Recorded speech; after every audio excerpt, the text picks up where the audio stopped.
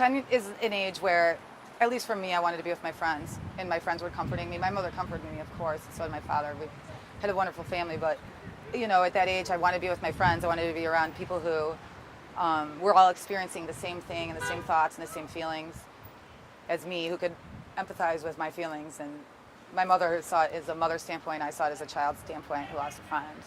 So I wanted to go to school, and I remember I put my head down when the counselor came in school, and I remember my friend like pointing to me, like they brought me down to an office, and they talked to me, asked me if I had anything to say. I said no.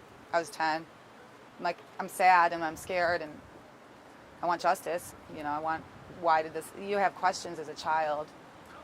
But I mean, it was kind of a blur after that, because then you're kind of thrown into this part of your life that you would know as a 10-year-old, a typical 10-year-old isn't going to be dealing with the loss of one of their best friends. Did you ever talk to Amy's mom? Yes. Afterward? I mean, like during this whole thing? Yes, she would organize events. She would have her birthday happened while she was missing, and she had a birthday party for her. Christmas happened, she had a Christmas event. She would have the friends come over, and I was always invited to come over and be there because, she felt we brought her closer to Amy, which I totally understand that. Unfortunately, I had a hard time doing that, and I do regret it to this day, but I was 10, and I remember my mom driving me there, and I just couldn't go. I just couldn't do it. What made you? Well, her room was the same. Her life was the same. Her parents were there. Her brother was there. I mean, everything that I knew about Amy was there, and Amy wasn't there. And something tragic happened to my friend, my very dear friend, that I quite frankly was in denial about as a kid. You don't think about that. Her mom was very upset too. Extremely upset. Yeah, so that was made it uncomfortable for you to be around her, you think? Or what made you uncomfortable? The fact that Amy wasn't there. Mrs. Mihaljevic never made me uncomfortable. She was wonderful. Her grief made me uncomfortable as a kid. Amy's room being the same, it being Amy's house, Amy not being there. That was the uncomfortable. That was the uncomfortable. What was her bedroom like? She had a huge dollhouse. We walked in, there was her bed, and then she had a huge dollhouse, big, beautiful dollhouse. She had horses. It was Amy. She loved horses, and she had this dollhouse that was beautiful. I was so jealous of it. We never really played with it. I was going to say, Tomboy has a dollhouse? Yeah, we never played with it, but it was there. It was cool. We would just hang out. I mean, it was what kids do, when you're 8, you just run around and play. What else? Do you remember anything about what she had on her wall or anything? No. Did she have any favorite music? Were you guys into music back then? Dirty Dancing is what we liked. Like, we really watched Dirty Dancing, that music, on that movie. Yeah. Which is hilarious. That's what you're really into? Patrick Swayze. Gotcha. So, the years go by. What's your theory on what happened to you? Do you have a theory? What is it? I feel that Amy,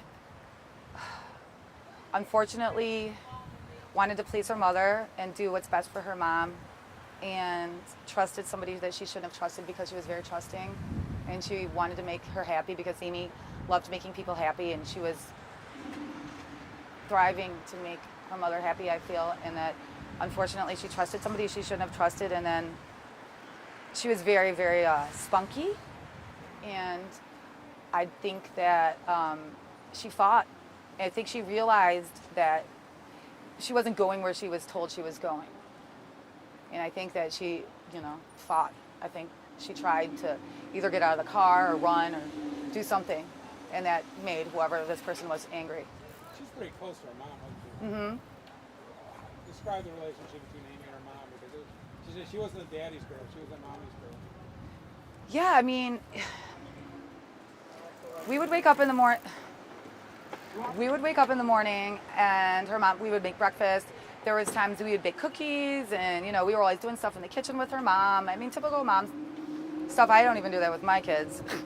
But I mean, she literally was a great mom. and loved her kids very much.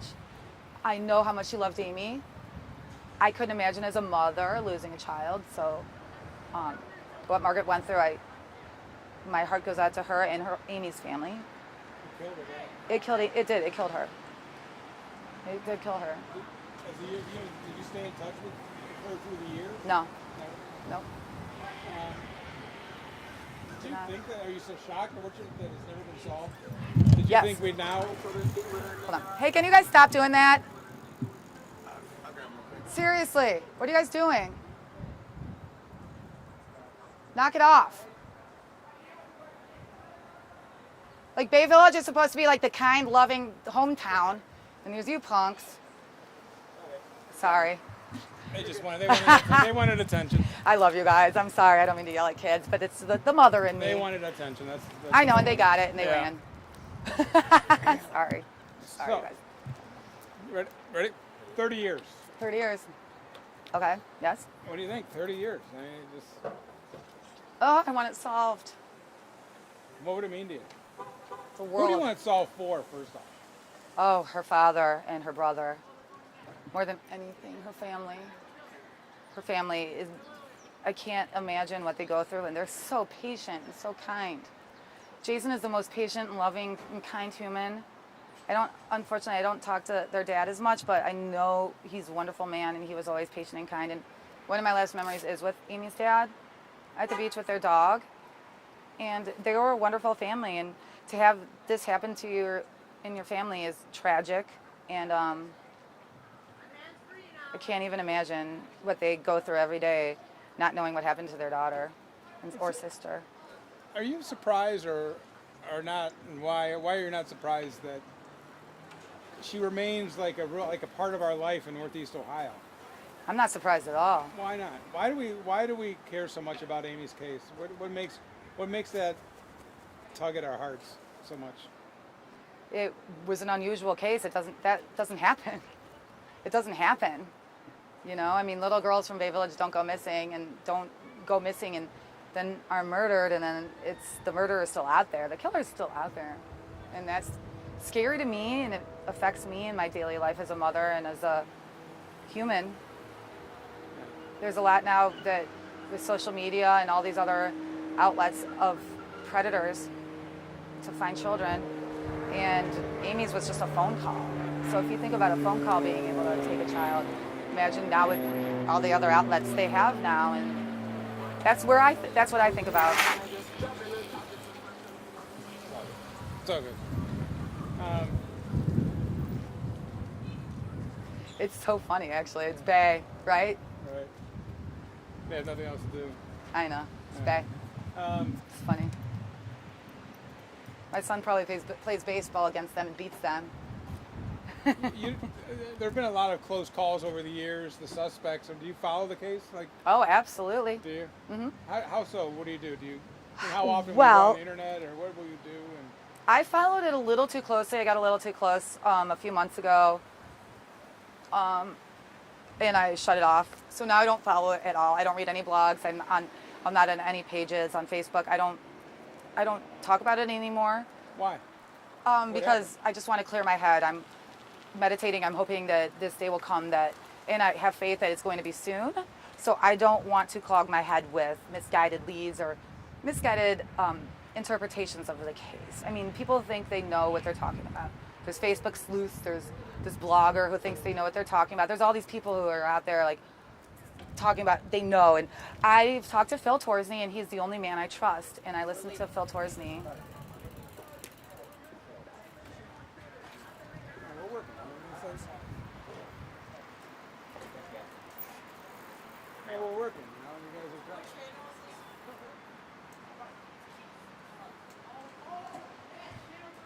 Right.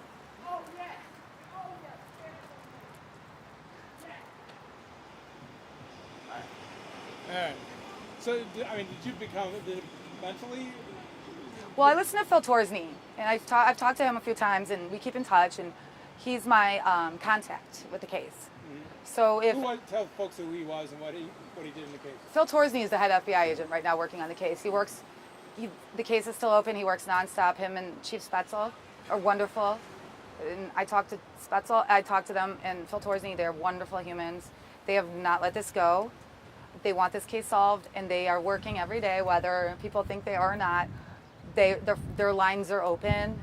If you have the littlest thing, call them. The littlest tip on anything you think it might be nothing, please, I beg the world to call them, because they are still working. I've seen them working. I've talked to them. They've called me in to talk to me about questions that I might be able to answer. What do they ask you about? I mean, 30 years later, what could they possibly ask you? that you Memories,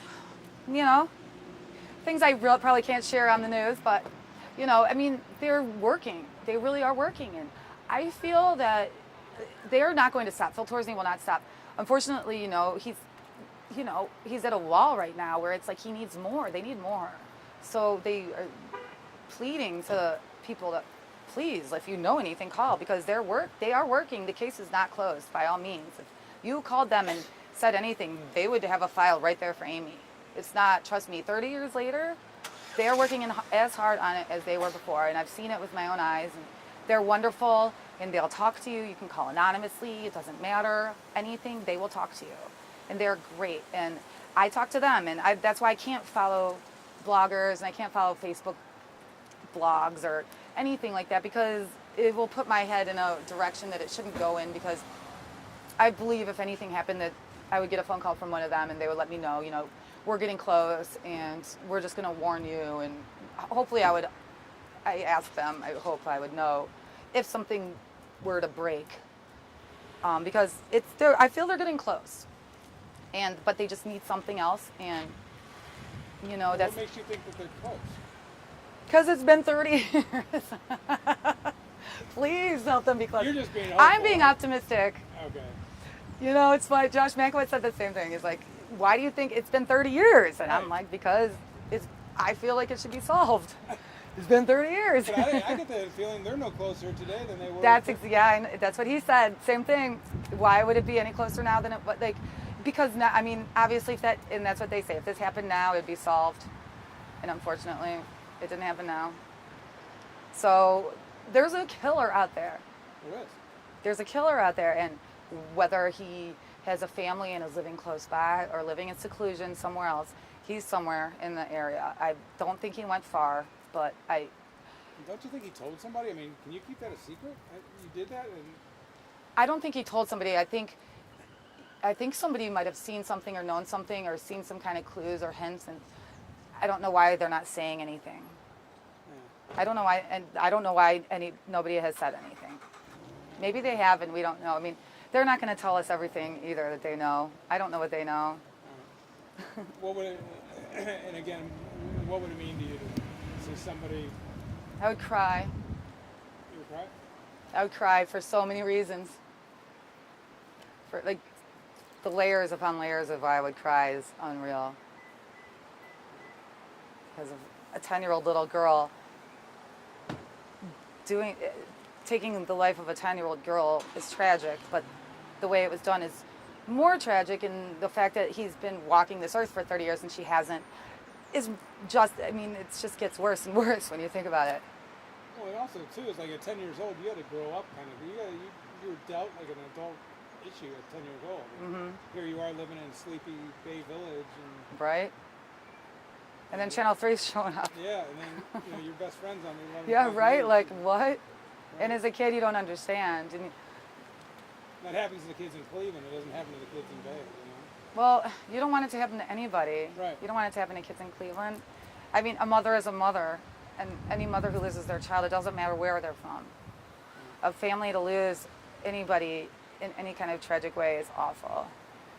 And it hit home with me, and unfortunately, I experienced it, and unfortunately, people very close to me experienced it. My mother experienced it, her mother, her family.